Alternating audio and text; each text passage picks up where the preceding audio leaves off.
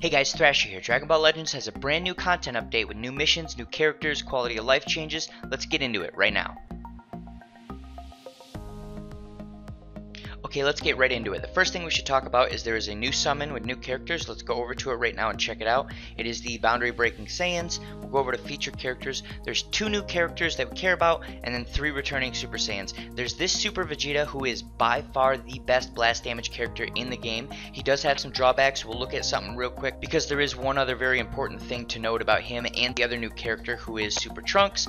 He is a strike-based unit that can stun the opponent, so that's very powerful. We'll come back to that. The other 3 sparking units are 3 more Super Saiyans. It is the regular Super Saiyan 1 Vegeta, regular Super Saiyan 1 Trunks, and the old school Super Saiyan Red Goku. So those 3, they're starting to show their age a little bit. They're still decent units. If you pull them, that's cool. I will have a full review of this banner. I will say at the moment, I only plan on doing dailies. I don't think any of these units are amazing enough that I really want to spend full price crystals. But like I said, I will have a full review of the banner. Let me open this character up and show you something new that's going on though. If we go to his Z ability, right here, you'll see 24% to tag Super Saiyan base blast attack and critical damage. So I've been talking about critical damage or critical for a while now. I keep saying critical's garbage. They keep trying to buff the critical chance, and I said critical chance is not going to be any good until they start buffing critical damage. They've finally done it. They're giving a 24% increase to critical damage on this Super Vegeta, and the Trunks has the same thing. So if we go look at Trunks,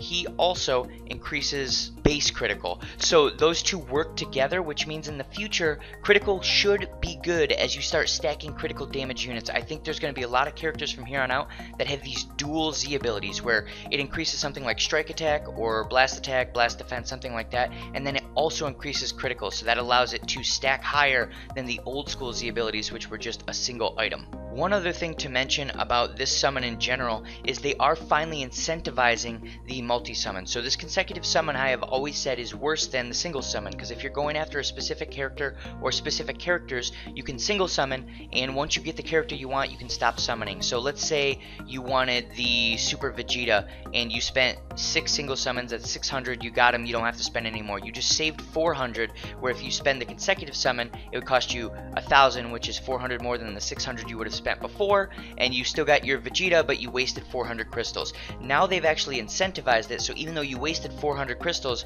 it does come with the silver bells, which allow you to level your characters up faster. I don't think it's incentivized enough yet that I would say it's better than single summons, but it's getting there and it's setting the precedent that eventually it probably will get there as they incentivize it better and better over time. Next thing to note is the PvP season has ended, so make sure you go over to the PvP area and get your rare medal and possibly your chrono crystal rewards. Let's go over to news and take a look at it real quick. So if we go to Spacetime Duel number 7, there's a couple things going on here. We get new missions, and they finally caught on. We now have to do rated matches for these missions. You can't do casual matches anymore.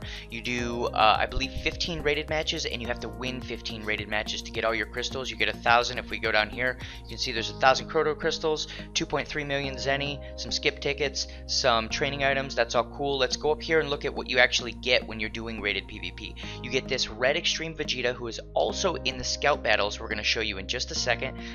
He is a reasonably okay character if you run a Red Strike team. If not, then you know, still collect him because you can get him maxed out, get some Z power to get Z medals. That's cool. The other great thing here is if you have a Trunks that you run, this is a fantastic equipment item that you can get. So the brand new Super Trunks is a strike unit. This fits him perfectly. He obviously is going to need key restore speed because when he uses his main ability, it makes his strike attack cost more.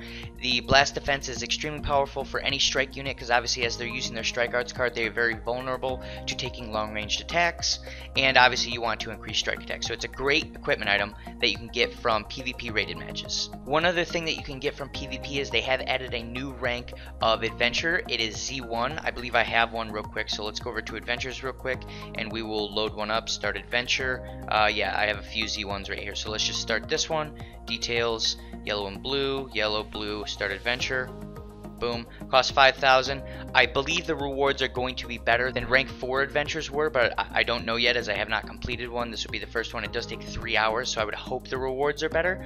The next thing to mention is that Vegeta, we just talked about as a reward for your PvP, also has a scout battle right now. So let's go menu, story, and then we go over here. We see that this new scout battle is available. It has 4 just like the Extreme 18 did. These all cost 2 energy apiece, so keep that in mind when you're doing these. You can only do 5 of them and it will use a whole energy bar. One other thing to keep in mind is you do have to complete all of these with 1 Vegeta to get 40 crystals per, which gets you 160 chrono crystals. If you have your purple scouter Vegeta completely maxed out, just use him. He'll blow through this no problem. I haven't done any of these yet, but I looked at the characters. It's a non-issue if you have a 1500 Vegeta.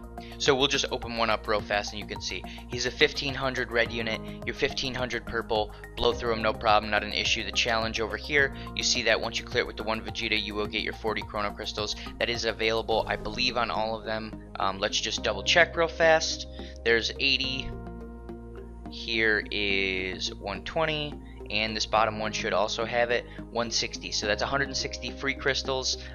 Take you 5 minutes to do all 4 of them, not a problem. Next thing to note on this story side or on the mission side, if we back out, we do have a new set of story missions in the main story. It says I have newest chapter here because I believe there's one left, which is just the general, yeah, so this isn't an actual mission where I have to fight, it's just a general story. I'll just skip this and I'll look at it later because I don't want to ruin it for anyone.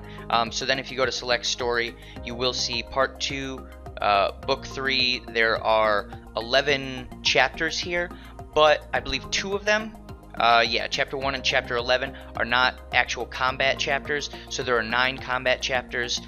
These are not better experience than hard mode book 5 chapter 6. Make sure if you need experience you're still doing hard mode book 5 chapter 6, and the drop rate for Super Soul 3s is actually very good on these. So if you need Super Soul 3s of a certain type, go through here, find the one you need, do it on book 3 because it is a decent drop rate from what I saw.